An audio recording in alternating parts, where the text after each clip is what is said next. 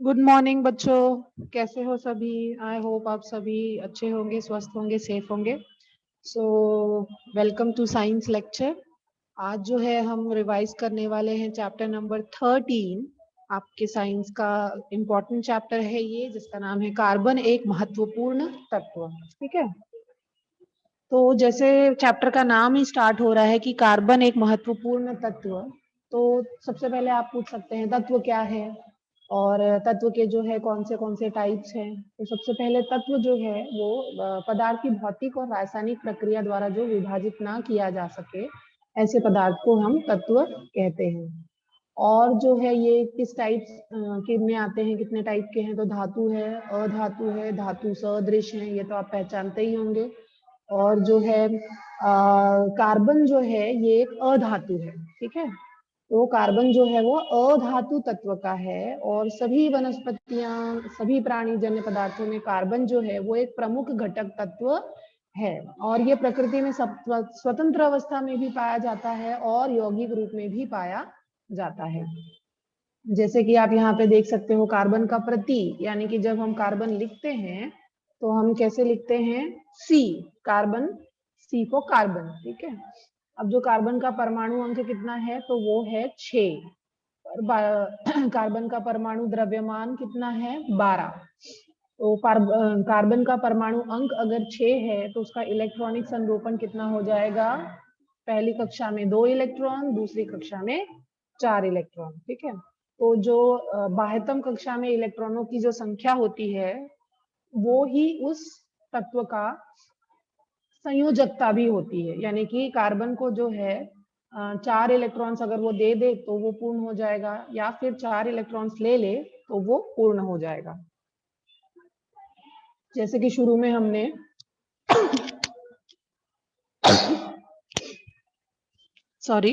शुरू में हमने देखा कि कार्बन क्या है, वो अधातु तत्व है। तो ये कार्बन की पूरी डिटेलिंग हो गई। आप बच्चों स्क्रीनशॉट खींचना चाहते हैं तो खींच सकते हैं, अदरवाइज ये सारा पीडीएफ पीपीटी जो है जो मैंने बनाई है वो मैं टेलीग्राम पे जो है आपके लिए अपलोड कर दूंगी। राइट, सो वंस अगेन एक बार रिवाइज कर लेते हैं। कार्बन का प्रतीक है सी, उसका परमाणु क्रमांक है 6, परमाणु द्रव्यमानांक 12, इलेक्ट्रॉनिक संरूपण 2,4, संयोजकता 4 और कार्बन जो है वो अधातु तत्व है। ठीक है, आगे बढ़ते हैं। इसमें जो है कार्बन के बहुत सारे जो है स्वतंत्र रूप में, जैसे मैंने आपको बताया, पाए जाते हैं और जो है वो यौगिक के रूप में भी पाए जाते हैं।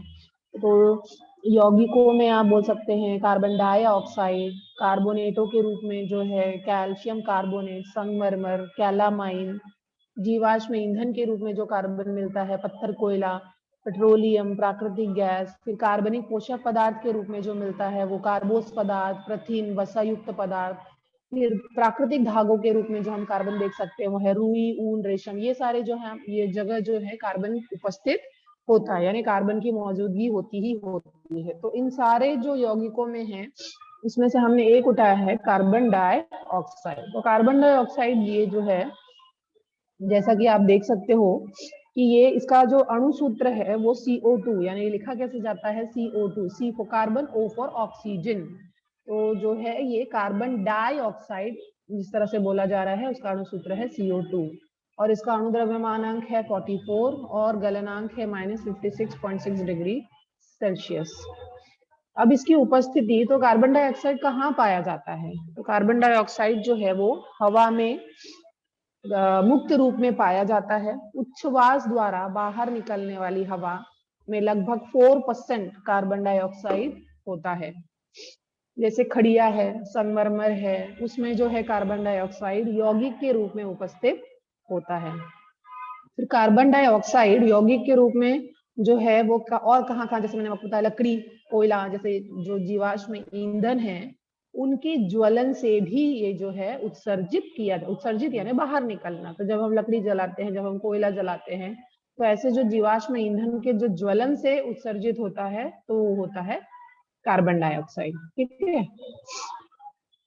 और आगे हम कार्बन डाइऑक्साइड के बारे में से लिखते कैसे हैं, जैसे मैंने आपको बताया CO2, यहाँ पे कार्बन का एक परमाणु और ऑक्सीजन के 2 परमाणु हैं, ठीक है। तो इसीलिए इसे डाइऑक्साइड, कार्बन डाइऑक्साइड कहा जाता है, ठीक है।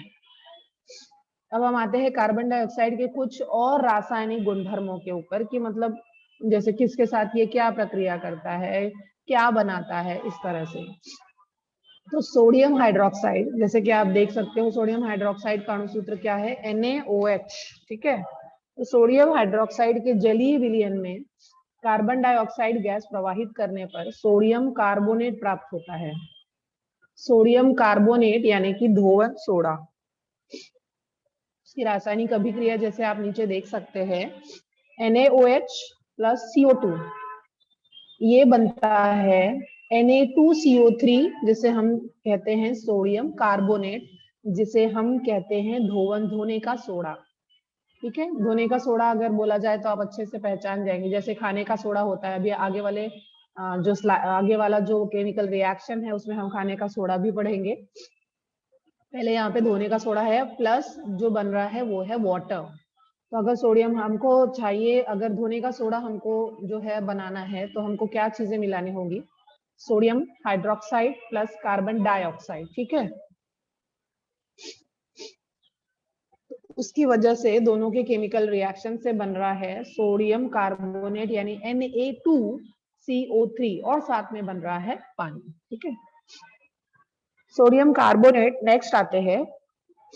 सोडियम कार्बोनेट के जलीय विलयन में कार्बन डाइऑक्साइड गैस प्रवाहित करने पर सोडियम बाइकार्बोनेट प्राप्त होता है। सोडियम बाइकार्बोनेट, जैसे मैंने आपको बताया, अभी हमने ऊपर पढ़ा धोवन सोडा, जिसे कहते हैं सोडियम कार्बोनेट। अब जो है हम पढ़ रहे हैं सोडियम बाइकार्बोनेट, जिसे कहते हैं खाने का सोडा। खाने का सोडा बच्चों आपको पता होगा कि बहुत सारी चीजों में जो है वो खाने का सोडा मिलाया जाता है। उसका जो असली नाम है वो है सोडियम बाइकार्बोनेट। और सोडियम बाइकार्बोनेट या खाने का सोडा जो है वो आपके घर में आपने देखा होगा, आपकी मम्मी जो इडली बनाते हैं तो उसमें मिक्स करते हैं, ढोकला बनाया जाता है तो उसमें मिक्स किया जाता है, केक बनाया जाता है तो उसमें मिक्स किया जाता है। उससे होता है, उसको मिक्स करने से होता क्या है कि जो वो रिएक्शन करके कार्बन डाइऑक्साइड गैस बाहर निकालता है, तो जो भी चीज बनती है वो बहुत छिद्रमय और बहुत स्पॉन्जी बनती है, हल्की होती है खाने में। सो ये दो हमने देखे कार्बन डाइऑक्साइड के रासायनिक गुणधर्म की। अगर कार्बन डाइऑक्साइड यूज करके हम कैसे धोवन सोडा बना सकते हैं और खाने का सोडा भी लेबोरेटरी में बना सकते हैं, ठीक है। आगे बढ़ते हैं, कार्बन डाइऑक्साइड के उपयोग। कार्बन डाइऑक्साइड ये कहाँ कहाँ यूज होता है, जैसे कि आप जानते ही है कि हम जो है सबसे पहली चीज जो हम है, ऑक्सीजन हम सांस लेते हैं और कार्बन डाइऑक्साइड गैस हम बाहर निकालते हैं, ठीक है। ये कार्बन डाइऑक्साइड गैस पेड़ पौधे अंदर लेते हैं और बदले में हमें जो है वो ऑक्सीजन देते हैं। तो पहला उपयोग तो यही है कार्बन डाइऑक्साइड का। दूसरा जो है, फुसफुसाहट वाले शीत पेयों के उत्पादन में CO2 का यूज करते हैं। अगर आपने ध्यान दिया होगा, आप यहाँ पे स्क्रीन पर देख सकते हो, ये जो कोल्ड ड्रिंक है, कोल्ड ड्रिंक्स जो होती है इनको बोलते हैं शीत पेय, राइट। शीत पेय शायद आप ना पहचानते हो, लेकिन आप कोल्ड ड्रिंक नाम जरूर पहचानते हैं, राइट। तो जब आप इसको ओपन करते हो या आप शेक करके अगर ओपन करते हो तो आप देखते हो कि ये लिटरली बाहर झाग के साथ में आता है। तो इन कोल्ड ड्रिंक्स में कार्बन डाइऑक्साइड गैस यूज की जाती है, वो ही कार्बन डाइऑक्साइड गैस जो है वो बाहर आती है। दूसरा जो है ठोस कार्बन डाइऑक्साइड, जैसे कि स्लाइड में सबसे ऊपर आप देख रहे होंगे, आपको ये कुछ आइसक्रीम जैसा लग रहा होगा, बट ये आइसक्रीम नहीं है बच्चों, ये है ठोस कार्बन डाइऑक्साइड। इसका उपयोग जो है फ्रिज में या दूध और दुग्धजन्य पदार्थों को ठंडा करने के लिए किया जाता है। फिल्मों नाटक में कोहरे का परिणाम दिखाने के लिए भी इसका उपयोग किया जाता है। तो जैसे कि आपने नीचे वाले जो स्लाइड है उसमें जो नीचे वाला जो पिक्चर है उसमें आप देख रहे हो कि धुआं निकल रहा है। आपने देखा होगा कि जब हम बच्चे थे, नाटक वगैरह जब हम देखते हैं या फिल्मों में हम देखते हैं, अचानक से पूरा धुआं धुआं धुआं हो जाता है, वो इफेक्ट देने के लिए बनाया जाता है। तो वो वहां पे आप सोचते हैं कि क्या किससे ये धुआं बनाया जा रहा है, तो एक्चुअली बच्चों वहां पे ये ठोस कार्बन डाइऑक्साइड यानी जिसे शुष्क बर्फ कहते हैं, इससे जो है कोहरे का परिणाम वो लोग बनाते हैं। ठीक है। और फिर आपने ये भी देखा होगा जैसे बचपन में जो आइसक्रीम वाले जो रहते हैं वो मटके में आइसक्रीम लेके घूमते हैं, उसके अंदर भी वो शुष्क बर्फ रखते हैं। और अगर कभी आपने स्विगी से या किसी और ऐप से अगर आइसक्रीम मंगवाई हो घर पे, तो आप देखोगे कि वो भी जो है ठोस शुष्क बर्फ यही डालकर देते हैं ताकि वो बहुत देर तक ठंडा रहे। कूलिंग इफेक्ट देता है बेसिकली। ठीक है। थर्ड है जो है अग्निशामक यंत्र। जैसे आप स्क्रीन पे देख रहे हैं बच्चों, carbon dioxide gas in extinguishing fires. आपने देखा होगा कि जब बहुत ज्यादा आग लग जाती है कहीं पे, तो जो अग्निशामक वाले होते हैं, एक्सटिंग्विशर उनके पास होता है, अग्निशामक यंत्र, फायर एक्सटिंग्विशर। तो उस लाल कलर का एक बॉटल टाइप आपने देखा होगा, आपके स्कूलों में आपने देखा होगा, अगर आपने कहीं हॉस्पिटल्स में विजिट किया होगा तो भी वहां पे ये एक्सटिंग्विशर होता ही होता है। किसी बड़ी बिल्डिंगों में अगर आप गए, सोसाइटी में आप गए, तो हर फ्लोर पे आपको ये एक्सटिंग्विशर जरूर दिखाई देगा। तो ये इमरजेंसी के लिए होता है बच्चों की, इन केस कभी बहुत ज्यादा अगर आग लग जाती है तो इस एक्सटिंग्विशर को से जो है कार्बन डाइऑक्साइड गैस बाहर निकलती है और आग को बुझा देती है। तो कार्बन डाइऑक्साइड गैस का जो है सबसे बड़ा उपयोग यह है कि वो आग बुझाने में हेल्प करती है। जैसा आप जानते हो बच्चों कि ऑक्सीजन जो है वो आग जलने में सहायता करती है। अगर ऑक्सीजन नहीं होगी तो आग ज्यादा जल नहीं पाएगी। और जो हाइड्रोजन होती है वो खुद ज्वलनशील होती है, लेकिन कार्बन डाइऑक्साइड ऐसी गैस है जो आग को बुझाने में सहायता करती है। तो अग्निशामक संयंत्र में रासायनिक अभिक्रिया से बनती है कार्बन डाइऑक्साइड और इसको यूज करके जो है आग को बुझा सकते हैं। जैसे आपको मैं स्लाइड दिखाती हूँ कि बहुत बड़ी मात्रा में भी कभी कभी आग लग जाती है, तो अग्निशामक, ये देखिए आप स्लाइड में देख सकते हैं, अग्निशामक दल वाले जो है वो इस तरह से आते हैं और जो है आग को बुझाने का प्रयत्न करते हैं। कभी कभी बहुत ज्यादा घंटे लग जाते हैं जो है वो आग को बुझाने में। आपने न्यूज वगैरह में सुना होगा जैसे किसी कोविड हॉस्पिटल में जो रिसेंटली जो है बहुत आग लग गई थी, तो बहुत ज्यादा टाइम लग गया था इस तरह की बड़ी आग को बुझाने के लिए। इसमें जो गैस आप देख रहे हो जो वो आग पे फेंक रहे हैं, वो गैस और कोई गैस नहीं है बच्चों, बल्कि वो गैस है कार्बन डाइऑक्साइड। ठीक है। और कार्बन डाइऑक्साइड का कहाँ इस्तेमाल हो रहा है, तो कॉफी से कैफीन निकालने के लिए। ये देखिए, ये पूरा नोट्स है आपके लिए। हम अभी तक जो है नंबर 1 पढ़ चुके हैं पॉइंट, नंबर 2 का पॉइंट पढ़ चुके हैं, नंबर 3 पढ़ चुके हैं। हम चल रहे हैं अभी पॉइंट नंबर 4। कॉफी से कैफीन निकालने के लिए द्रव रूप कार्बन डाइऑक्साइड का उपयोग करते हैं। ठीक है। नेक्स्ट जो है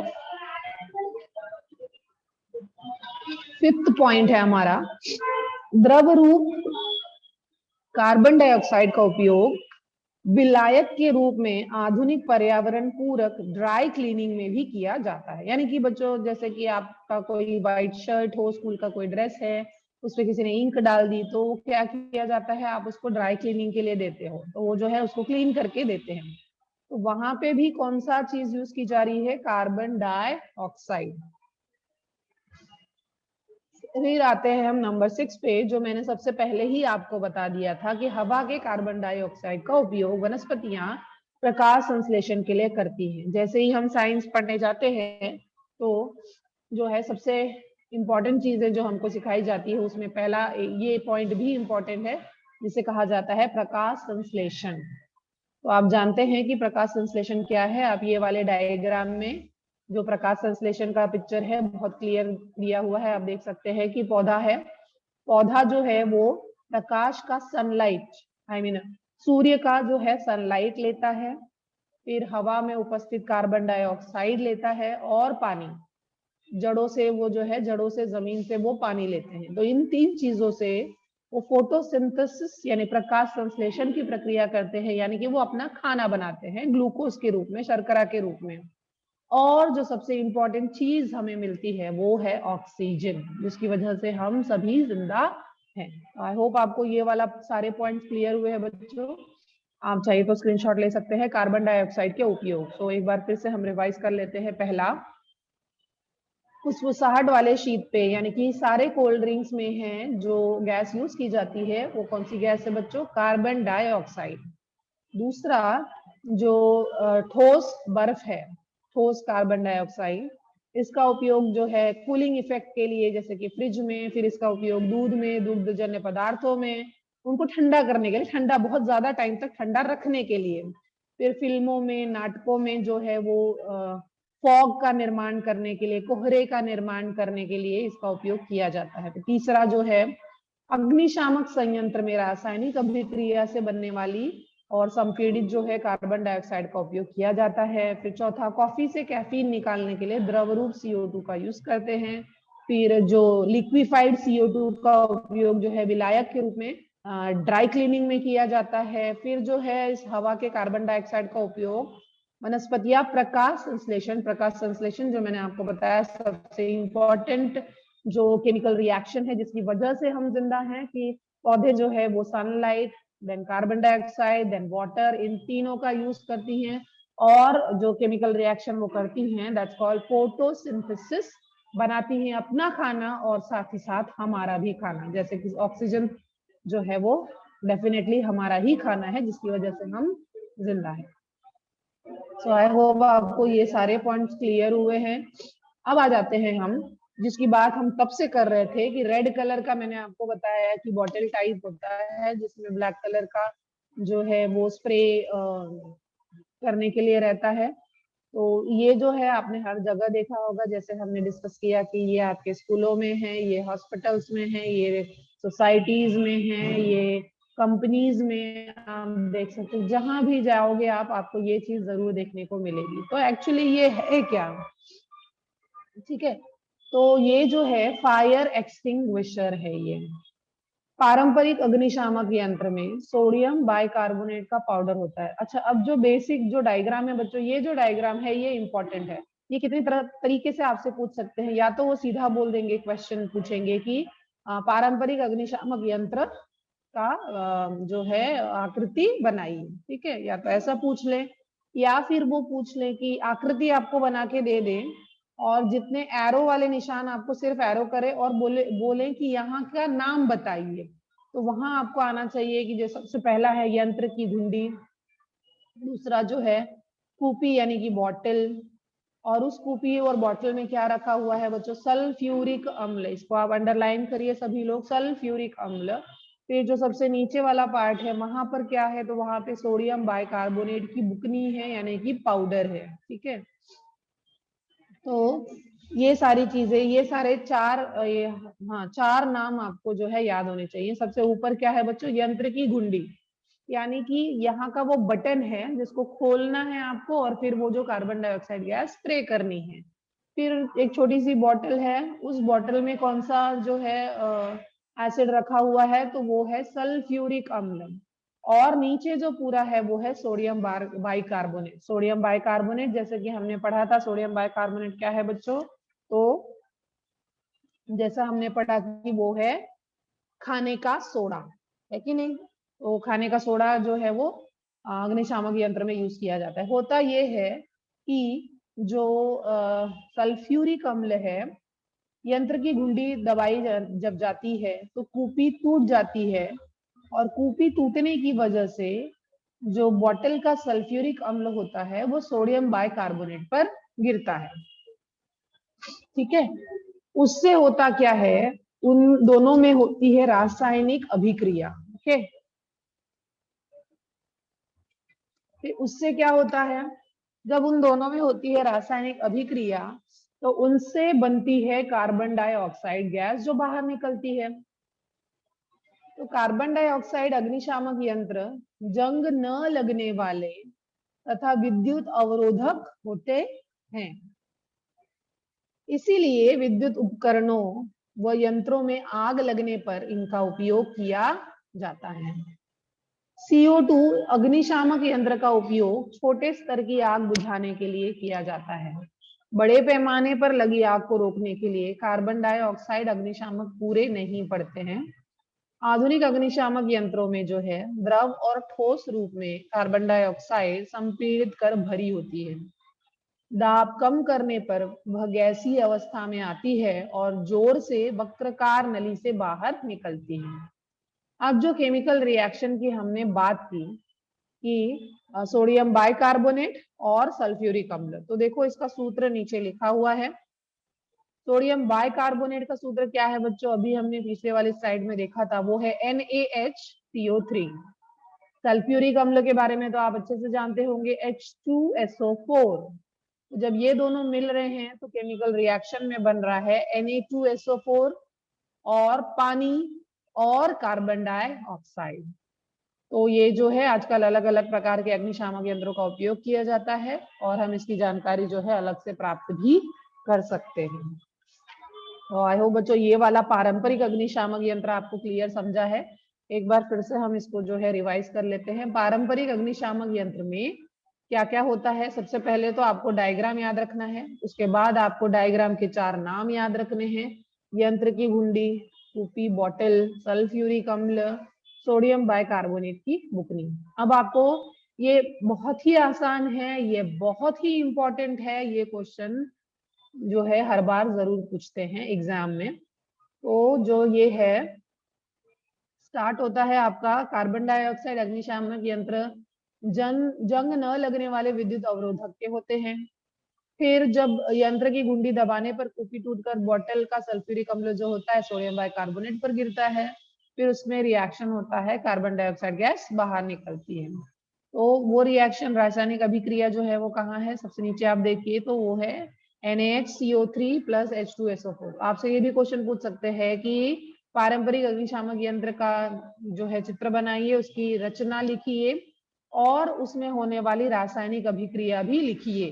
तो इसीलिए ये रासायनिक अभिक्रिया बहुत बहुत बहुत आसान है, तो आप इसको याद कर लीजिए। पानी और वाटर बन रहा है, Na2SO4 भी साथ में बन रहा है।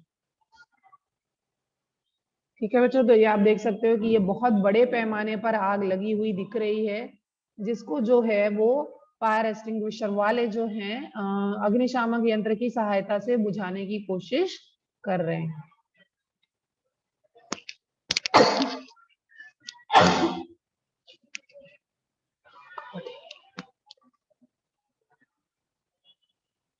नेक्स्ट है बच्चों मीथेन। तो मीथेन की हम उपस्थिति, मीथेन के रासायनिक गुणधर्म और जो है मीथेन के उपयोग आगे हम देखेंगे। अभी तक हम क्या देख रहे थे? कार्बन डाइऑक्साइड, उसकी उपस्थिति कहाँ कहाँ है, उसके उपयोग क्या है और उसके रासायनिक गुणधर्म हमने अभी तक कवर किया। अब आते हैं हम मीथेन पे। मीथेन का अणु सूत्र है CH4। वेरी इंपॉर्टेंट कार्बनिक यौगिक मीथेन, सबसे इंपॉर्टेंट है ये, और इसका अणु द्रव्यमान है 16। तो मीथेन कहाँ कहाँ पाया जाता है? ये क्वेश्चन बहुत ज्यादा इंपॉर्टेंट है, ये एक लाइन का क्वेश्चन है। जैसे कि दलदल की सतह पर मीथेन गैस पाई जाती है, इसीलिए इसे मार्श गैस भी कहते हैं। आप बिलीव करेंगे ये क्वेश्चन आपको 1 मार्क के लिए, 2 मार्क के लिए भी आता है और आंसर इतना इजी है कि आप खुद ही देख सकते हैं।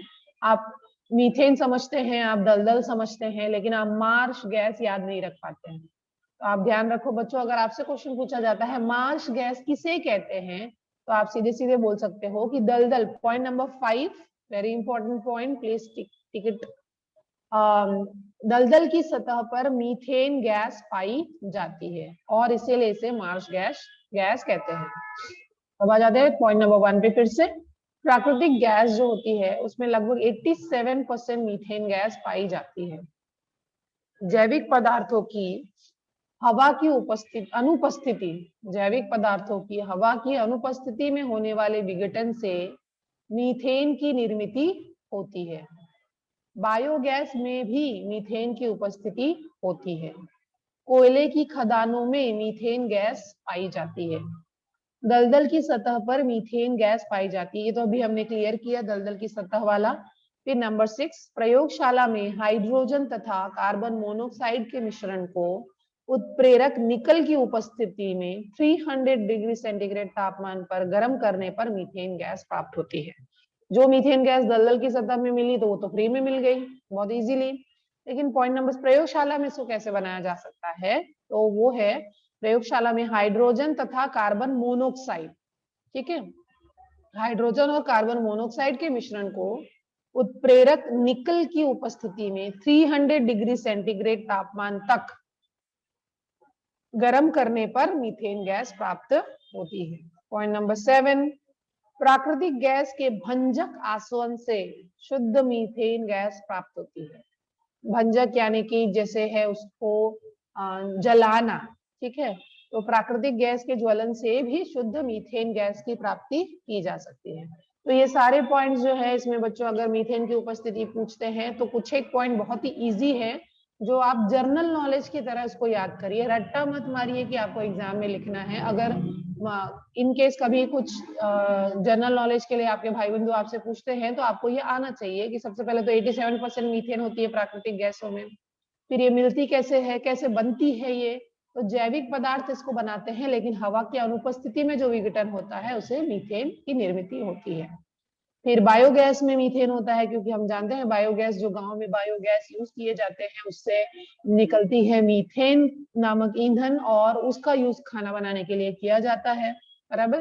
तो ये जो है बहुत फ्री भी है और जो है सस्ता भी है और बहुत इजी है, घरेलू ईंधन के रूप में इसका यूज किया जाता है, वो हम आगे वाली स्लाइड में जरूर देखेंगे। पॉइंट नंबर 4 है कोयले की खदानों में भी मीथेन गैस पाई जाती है। और पॉइंट नंबर 5 तो बहुत अच्छे से हमारा डिस्कशन हो गया। तो ये रहा मीथेन कहाँ कहाँ पाया जाता है और ये रहा मीथेन का अणु सूत्र और संरचना सूत्र, आप देख सकते हो मीथेन का अणु सूत्र है CH4, इसका संरचना सूत्र आप देख सकते हो, एक एक हाइड्रोजन से जो है एक एक इलेक्ट्रॉनों की जो है साझेदारी हो रही है, इसीलिए जो है ये CH4 कहा जाता है। और इसका जो 3D मॉडल जो है वो भी आप स्क्रीन पर अभी देख सकते हैं, CH4। अब आ जाता है मीथेन के भौतिक गुण, ठीक है, तो यहाँ स्क्रीन पर आप देख सकते हैं मीथेन का गलनांक क्वथनांक दिया गया है। मीथेन का गलनांक जो है -182.5 डिग्री सेंटीग्रेड। सेकेंड जो है मीथेन का क्वथनांक -161.5। फिर तीसरी चीज है कि ये रंगहीन गैस होती है, इसमें कोई कलर नहीं होता है। चौथा जो है द्रव रूप मीथेन का घनत्व पानी के घनत्व से कम होता है। पांचवा जो है पानी में मीथेन बहुत कम मात्रा में घुलती है। गैसोलीन, ईथर, अल्कोहल जैसे कार्बनिक विलेयकों में यह अधिक विलेय है। तो पानी में जो मीथेन है वो बहुत ही कम मात्रा में घुलती है। तो ये जो है गैसोलीन, ईथर, अल्कोहल जैसे कार्बनिक विलेयकों में ये ज्यादा मात्रा में घुलती है। फिर सबसे लास्ट वाला है इसका जो भौतिक गुणधर्म वो है कमरे के तापमान पर मीथेन जो है वो गैसीय अवस्था में होती है, यानी कि सिंपल अगर इसको देखा जाए तो ये गैसीय अवस्था में होती है। ये रहे मीथेन के भौतिक गुणधर्म। नेक्स्ट आते हैं हम लोग, अब देखते हैं मीथेन के रासायनिक गुणधर्म। रासायनिक गुणधर्म अर्थात ये किससे रिएक्शन करता है, रिएक्शन करने के बाद ये क्या उत्पाद बनाता है, प्रोडक्ट बनाता है, हम वो देखते हैं। नेक्स्ट है मीथेन के रासायनिक गुणधर्म। पहला, मीथेन अत्यधिक ज्वलनशील है। ऑक्सीजन के संपर्क में आने पर यह नीली ज्वाला दिखती है। जैसे कि आप जब किचन में जाते हो गैस लाइटर ऑन करते हो तो आपको जो है नीली ज्वाला की ज्योति दिखती है कि नहीं, तो इस अभिक्रिया से वैसे ही बिल्कुल मीथेन भी जो है वो अत्यधिक ज्वलनशील है। ऑक्सीजन के संपर्क में आने पर यह नीली ज्वाला दिखाई देती है और इस अभिक्रिया से जो है 213 किलो कैलोरी पर मोल ऊष्मा उत्सर्जित होती है। तो इससे ऊष्मा भी बनती है, यानी कि ये जो है ऊष्मा जो है दायी अभिक्रिया है, यानी कि रिएक्शन होने के बाद ऊष्मा भी निकलती है। तो इसलिए ये ऊष्मा उत्सर्जित अभिक्रिया है, ऊष्मादायी अभिक्रिया है, और मीथेन गैस संपूर्ण रूप से जल जाती है। इसकी जो रासायनिक अभिक्रिया है कि मीथेन ऑक्सीजन के संपर्क में, तो CH4 प्लस O2 बनाता है कार्बन डाइऑक्साइड प्लस पानी प्लस ऊष्मा। ठीक है, अब आ जाते हैं मीथेन के सबसे इंपॉर्टेंट रासायनिक गुणधर्म पे, इसे कहते हैं क्लोरीनेशन। ये क्वेश्चन इंपॉर्टेंट है बच्चों, ये जो है आपको परिभाषा लिखो, टिप्पणी लिखो, या क्लोरीनेशन की रासायनिक अभिक्रिया लिखो, इस तरह से भी पूछा जाता है। ये क्या है? तो पराबैंगनी किरणों की उपस्थिति में 250 डिग्री सेंटीग्रेड से 400 डिग्री सेंटीग्रेड तापमान पर जो है रिएक्शन किया जाता है, अभिक्रिया की जाती है, किसकी? मीथेन की और क्लोरीन गैस की। जैसे कि आप रासायनिक अभिक्रिया में देख सकते हो, CH4 प्लस Cl2, इसको जो है ये क्या कर रहे हैं, रासायनिक अभिक्रिया कर रहे हैं, और इसमें जो है प्रकाश का यूज किया जा रहा है, और प्रमुख रूप से मिथिल क्लोराइड यानी कि क्लोरोमीथेन तथा हाइड्रोजन क्लोराइड बनते हैं, और इस अभिक्रिया को मीथेन का क्लोरीनेशन कहा जाता है। क्या है क्लोरीनेशन? पराबैंगनी किरणों की उपस्थिति में, पराबैंगनी किरणें मतलब प्रकाश की उपस्थिति, क्योंकि हम जानते हैं कि प्रकाश में जो है वो अल्ट्रावायलेट रेज पराबैंगनी किरणें होती है, राइट। तो पराबैंगनी किरणों की उपस्थिति में 250 डिग्री सेंटीग्रेड से 400 डिग्री सेंटीग्रेड तापमान पर जो है वो मीथेन और क्लोरीन गैस की क्या करनी है, अभिक्रिया करनी, और इसमें जो है मिथिल क्लोराइड यानी कि क्या बनता है, CH3Cl, जिसका पूरा नाम बोला जाएगा क्लोरोमीथेन। ठीक है बच्चों, तो ये आप याद रखना, क्लोरोमीथेन का आपसे अणुसूत्र पूछ सकते हैं, तो क्लोरोमीथेन का अणुसूत्र होगा CH3Cl। ओके, और हाइड्रोजन क्लोराइड बनता है यानी कि HCl। ठीक है, तो फिर से एक बार मैं रिवाइज कर रही हूँ, chlorination which is very very very important definition, टिप्पणी या इसकी अभिक्रिया पूछी जा सकती है। तो पराबैंगनी किरणों की उपस्थिति में 250 डिग्री सेंटीग्रेड से 400 डिग्री सेंटीग्रेड तापमान पर दो चीजों का रिएक्शन करवाया जाता है, जिसमें से एक है मीथेन और दूसरा है क्लोरीन गैस। तो ये मीथेन और क्लोरीन गैस को जो है बनता है क्लोरोमीथेन और हाइड्रोजन क्लोराइड। सो क्लोरोमीथेन जो है उसका जो अणुसूत्र है वो CH3Cl है, और उसका जो हाइड्रोजन क्लोराइड का अणुसूत्र है वो है HCl। तो इस पूरी प्रक्रिया को मीथेन का क्लोरीनेशन कहा जाता है। ठीक है बच्चों, जैसे कि आप यहाँ पे देखो, जो मीथेन गैस जल रही है तो उसकी जो नीली ज्वाला आप देख सकते हो, यहाँ पे नीली ज्वाला के साथ वो जलती है। अब आते हैं नेक्स्ट, मीथेन के उपयोग क्या क्या है, ये कहाँ कहाँ इस्तेमाल की जा रही है। तो नंबर 1 है प्राकृतिक गैसीय रूप में जो मीथेन है उसका उपयोग वस्त्र उद्योग में, यानी कपड़े बनाने के जो इंडस्ट्रीज होती है वहां पे, कागज निर्मित यानी कि पेपर जहां पे बनाया जा रहा है, अन्न प्रक्रिया उद्योग में, फिर पेट्रोल शुद्धिकरण जैसे उद्योगों में होता है। नंबर 2 है सबसे कम लंबाई वाला हाइड्रोकार्बन होने के कारण, जैसे मैंने आपको बताया ये सबसे फेमस हाइड्रोकार्बन है, हाइड्रोकार्बन हाइड्रोजन और कार्बन की श्रृंखला वाला ये सबसे छोटा, सबसे फेमस, सबसे कम लंबाई वाला हाइड्रोकार्बन है।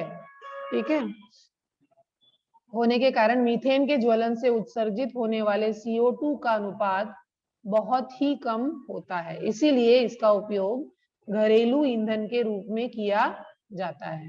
ये सबसे इंपॉर्टेंट लाइन है कि सबसे कम लंबाई वाला हाइड्रोकार्बन होने के कारण मीथेन के ज्वलन से उत्सर्जित होने वाले CO2 का अनुपात बहुत ही कम होता है, इसीलिए इसका उपयोग घरेलू ईंधन के रूप में किया जाता है।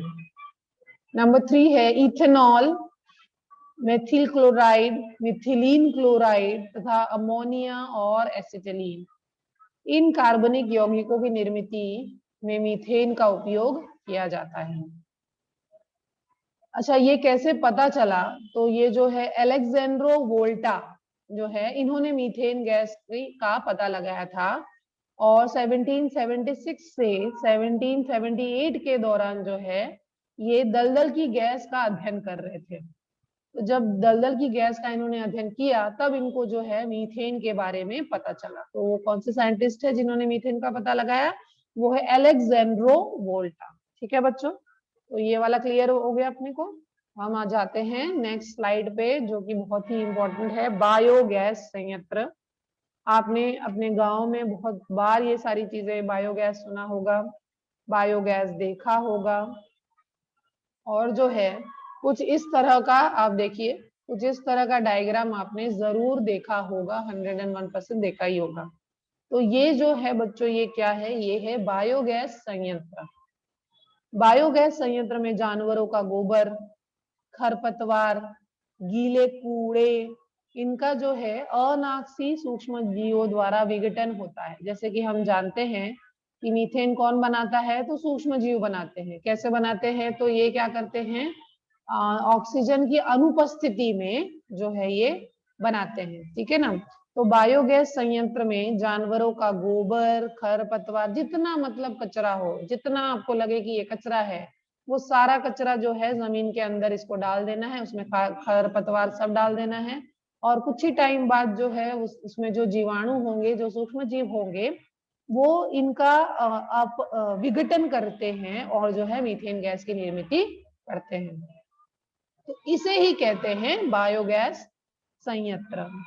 बायोगैस रसोई के लिए लगने वाले ईंधन की आपूर्ति का जो है सबसे सस्ता विकल्प है। जैसे कि आप डायग्राम में देखेंगे, अगर यहाँ पर आपके पास शॉर्ट नोट्स है, देखिए आप इसको स्क्रीनशॉट ले सकते हैं कि बायोगैस है क्या। तो सबसे पहले जो आपको लिखना है वो है, बायोगैस संयंत्र में जानवरों का गोबर, खरपतवार, गीले कूड़े, इन सबका जो है अनाक्सीय सूक्ष्म जीवों द्वारा विघटन होता है और इसमें मीथेन गैस की निर्मित होती है। इसे ही बायोगैस कहते हैं। बायोगैस रसोई के लिए लगने वाले ईंधन की आपूर्ति का सबसे सस्ता विकल्प है। बायोगैस संयंत्र का उपयोग बिजली के निर्माण में भी किया जाता है। जैव वायु में लगभग 55 से 60% मीथेन और बाकी भाग कार्बन डाइऑक्साइड का होता है। बायोगैस यह एक सुविधाजनक ईंधन तो है ही, साथ ही इस प्रक्रिया में अच्छे उर्वरक की निर्मित भी होती है।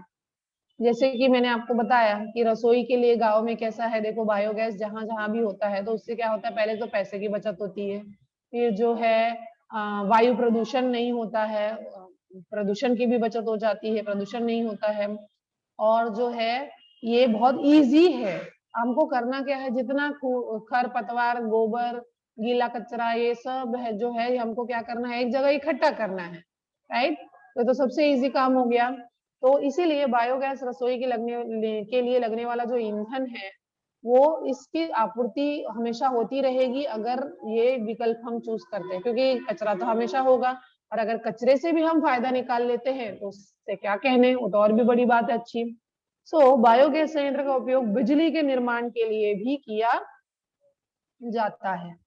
अब जैव वायु में लगभग 55 to 60% मीथेन होती है, बाकी का जो सारा होता है वो कार्बन डाइऑक्साइड गैस होता है। बायोगैस जो है ये एक सुविधाजनक ईंधन तो है ही, जैसे मैंने आपको बताया कि बहुत इजी है ये। और जो है इस प्रक्रिया में सबसे अच्छा उर्वरक यानी खाद जो है, सबसे अच्छा खाद की निर्मित भी होती है। तो ये टॉपिक है हमारा बायोगैस का। और हम इसका एक बार जो है इसका जो है डायग्राम भी स्टडी कर लेते हैं। तो जैसे कि आप देख सकते हो बायोगैस संयंत्र का जो है ये डायग्राम है, पिक्चर है। हो सकता है बच्चों ये डायग्राम आपको दिया जाए और इसके नाम पूछे जाएं, जैसे कि 2-3 जगहों के नाम जो है वो ब्लैकआउट कर दें या ना लिखे, तो वो सारे नाम आपको याद होने चाहिए। जैसे कि स्टार्ट हम करते हैं गोबर और पानी का मिश्रण, और ये नाम बहुत ही आसान है, आप आराम से याद कर सकते हैं। जैसे यहाँ से आप गोबर और पानी का मिश्रण जो है वो अंदर जा रहा है, ठीक है। उसके बाद ये अंदर आने का मार्ग है, उसके नीचे अगर हम जाते हैं, गोबर और पानी का मिश्रण देखिए अंदर जा रहा है। फिर यहाँ पर जो है भूमिगत विघटन की टंकी है, यानी ऊपर जो गोबर और पानी का मिश्रण है वहां से जो है कचरा आप डालते जाओ, ठीक है। और कचरा डालते जाओगे वो जाएगा नीचे, सीधा भूमिगत विघटन टंकी में जाएगा। वहां से जो है निर्गम मार्ग दिख रहा है आपको। और जो है नेक्स्ट जो है वो अवशिष्ट खाद उत्प्रवाह टंकी जो है उसमें दिख रहा है। तो यहाँ पर जैसे कि हमने डिस्कस किया कि इससे अच्छे उर्वरक की निर्मित भी होती है, अच्छे खाद की निर्मित भी होती है। तो ये रहा खाद। जैसे आप यहाँ पर खाद जो होता है वो अच्छा उर्वरक होता है, अच्छा खाद होता है, ये मिल गया आपको। और जो है ढक्कन आप देख सकते हो, इस ढक्कन में जो है गैस बाहर निकलने का मार्ग देख सकते हो। तो उसी जो गैस निकलने का जो मार्ग है, वहीं से हमको मिलता है ईंधन। और वो ईंधन का नाम क्या है? मीथेन गैस की प्राप्ति होती है। और उस मीथेन गैस का यूज हम कहाँ करते हैं? अपने रसोई के लिए लगने वाला जो ये ईंधन होता है। और ये हम जानते हैं जैसे कि ये बहुत ही सस्ता विकल्प है। फिर हम जानते हैं इसमें जो है 55 से 60% मीथेन होता है, बाकी का जो सारा होता है वो कार्बन डाइऑक्साइड होता है। और ये एक बहुत ही सुविधाजनक ईंधन है। ठीक है, अब आ जाते हैं नेक्स्ट पे कि इसके अंदर किस तरह से इसकी निर्मित हो रही है। आप ये डायग्राम देख सकते हो बच्चों, इस तरह का डायग्राम अब आपको कभी भी दिखे गांव जाते वक्त आपको, तो आप समझ सकते हैं कि ये कुछ और नहीं बल्कि ये क्या है? ये बायोगैस संयंत्र है। ठीक है ना। अब आ जाते हैं नेक्स्ट, जैसा कि यहाँ पे आप डायग्राम के साथ देख सकते हो बायोगैस निर्मित प्रक्रिया कैसे हो रही है। तो सबसे पहले बायोगैस निर्मित प्रक्रिया में अनाक्षी श्वसन प्रकार की होती है, और ये 2 स्तरों पे एनारोबिक रिएक्शन है ये, और ये 2 स्तरों पे होती है। तो पहला स्तर है अम्ल निर्मित, प्रोडक्शन ऑफ एसिड्स। आज कूड़े के जैव विघटन योग्य जटिल कार्बनिक यौगिकों पर जीवाणुओं द्वारा अभिक्रिया की जाती है और कार्बनिक अम्लों की निर्मित होती है। इसको ठीक से समझ लेते हैं। अम्ल निर्मित, that is production of acids.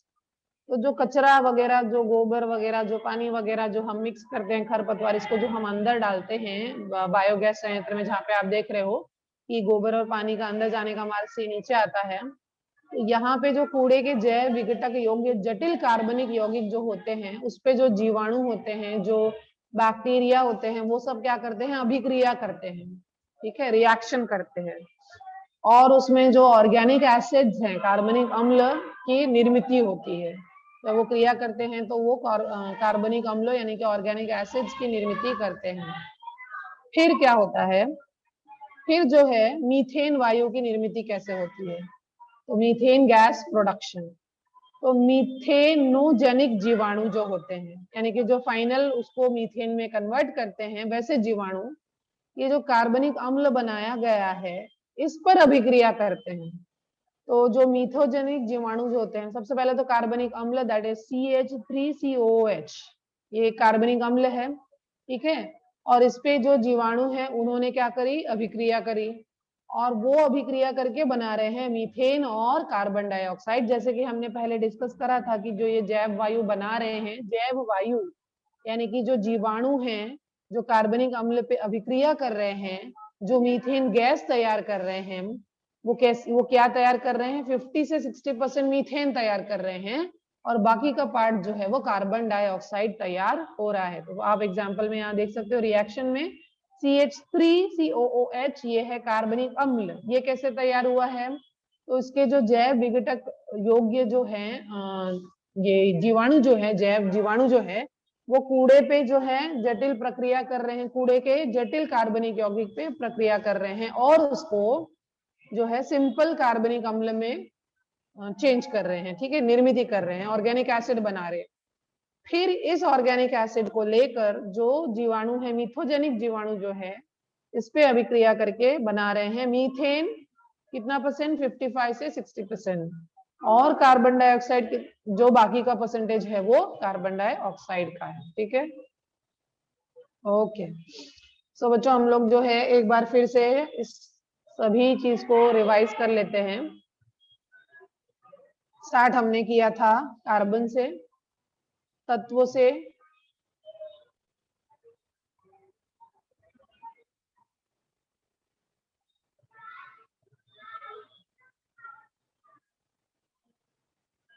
तो सबसे पहला चीज कि यहाँ पे मैंने आपको बताया था कार्बन के बारे में। तो कार्बन जो है वो या कार्बन डाइऑक्साइड उसका यौगिक है। कार्बन जो है इसका प्रतीक जो है सी फॉर कार्बन, परमाणु क्रमांक 6। परमाणु द्रव्यमानांक 12, इलेक्ट्रॉनिक संरूपण 2,4, संयोजकता 4 और ये है एक अधातु। ठीक है, अब इस कार्बन डाइऑक्साइड में इसका अणु सूत्र है CO2, अणु द्रव्यमान 44, गलनांक है -56.6। उपस्थिति हवा में कार्बन डाइऑक्साइड मुक्त रूप से पाया जाता है और जो है उच्छ्वास द्वारा निकालने पर हवा में ये 4% होता है। फिर खड़िया में, संगमरमर में ये यौगिक के रूप में होता है, लकड़ी और कोयले में ये जीवाश्म ईंधन के रूप में होता है। करेक्ट। फिर हमने देखा कि सोडियम कार्बोनेट यानी धोने का सोडा यानी कि Na2CO3, फिर सोडियम बाइकार्बोनेट यानी खाने का सोडा यानी कि NaHCO3। ये सूत्र आपको याद रखना है।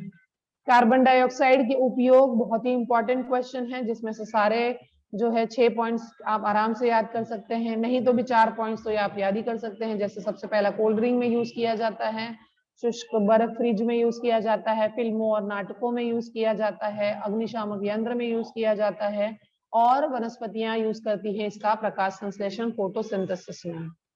तो इसके उपयोग बहुत ही इजी, बहुत ही जनरल नॉलेज वाले क्वेश्चन हैं जो आपको रट्टा मारने की बिल्कुल जरूरत नहीं है। फिर जो है रेगुलर फायर एक्सटिंग्विशर जो है क्या है वो आपको डेफिनेटली आना चाहिए, तो ये भी जनरल नॉलेज का क्वेश्चन है, ये आपको याद रखना जरूरी होगा कि इसमें कौन कौन सी चीज होती है। सबसे पहले तो सल्फ्यूरिक अम्ल होता है, फिर दूसरा सोडियम बाइकार्बोनेट होता है। दोनों का रिएक्शन जब होता है तो जो है कार्बन डाइऑक्साइड गैस बाहर निकलती है जो कि आग को बुझाने में हेल्प करती है। ठीक, फिर हमने देखा मीथेन के बारे में, राइट। तो मीथेन का हमने देखा जो सूत्र, अणु सूत्र और 3D मॉडल का रूप जो उसका देखा। तो सबसे इंपॉर्टेंट इसमें था दलदल की सतह पर जो है मीथेन गैस पाई जाती है जिसे मार्श गैस कहते हैं। फिर जो है ये कोयले की खदानों में पाई जाती है, ये बायोगैस में पाई जाती है। ओके, और ये बनती कैसे है, तो जैविक जीवाणु जो है इसको बनाते हैं, वो भी हवा की अनुपस्थिति में इसको बनाते हैं। ठीक है, और इसमें जो इम्पोर्टेंट था वो क्लोरीनेशन है कि जो है पैराबैंगनी किरणों की उपस्थिति यानी प्रकाश की उपस्थिति में है जो ये जो मीथेन है उसको क्लोरीन से रिएक्शन करके इसको बनाते हैं क्लोरोमीथेन और हाइड्रोजन क्लोरीन। मीथेन के उपयोग में आप देखेंगे सबसे कम लंबाई वाला है, सबसे फेमस हाइड्रोकार्बन है ये, और जो है इसमें जो है उत्सर्जित जो पदार्थ होते हैं वो बहुत ही कम होते हैं, तो इसीलिए इसका उपयोग घरेलू ईंधन के रूप में किया जा सकता है। और इसका जो पता लगाया गया था वो अलेक्जेंड्रो वोल्टा ने पता लगाया था इसके बारे में। बायोगैस संयंत्र आप अच्छे से जान गए हो बच्चों, इसमें जो है जितने भी टाइप के कचरे हैं सबका यूज किया जा सकता है, और इसमें जो है सूक्ष्म जीव अनाक्सी श्वसन करते हैं और मीथेन गैस बनाते हैं। So this is it for today बच्चों। आई होप आप सभी बच्चों को सब समझ में आया है, सभी बच्चों को समझ में आया है बच्चों।